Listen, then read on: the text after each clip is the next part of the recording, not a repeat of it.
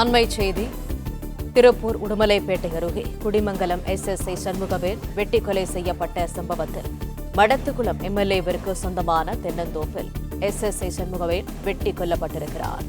அண்மை செய்தியாக நாம் பார்த்து வருகிறோம்.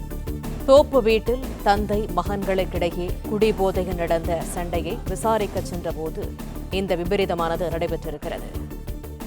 தப்பி ஓடிய கொலையாளிகளை பிடிக்க திருப்பூர் மாவட்ட எஸ்பி தலைமையில் 6 தனிப்படைகள் அமைக்கப்பட்டிருக்கிறது.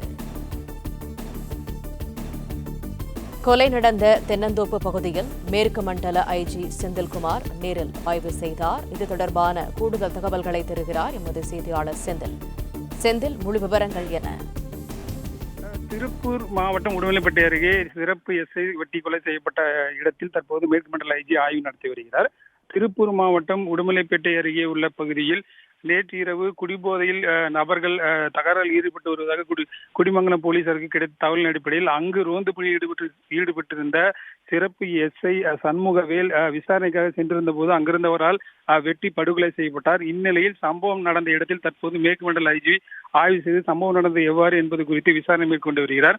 மேலும் போலீசாரின் நடவடிக்கை என்ன, எவ்வளவு தனிப்படைகள் அமைக்கப்பட்டுள்ளது, குற்றவாளிகள் எவ்வாறு நெருங்குகின்றனர் என்பது குறித்தான விவரங்களையும் தற்போது கேட்டு வருகிறார்.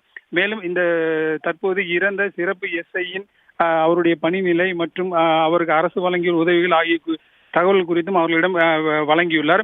தற்போது அமைக்கப்பட்டுள்ள தனிப்படைகள் விவரம் குறித்து போலீசார் நடவடிக்கை குறித்தும் மேற்கு மண்டல ஐஜி கேட்டு தற்போது அங்கு ஆய்வு மேற்கொண்டு வருகிறார். பிளே ஸ்டோர் மற்றும் ஆப் ஸ்டோரில் இருந்து பாலிமர் செயலியை QR கோடு மூலம் பதிவிறக்கம் செய்யுங்கள். செய்திகளை உடனுக்குடன் பெறுங்கள்.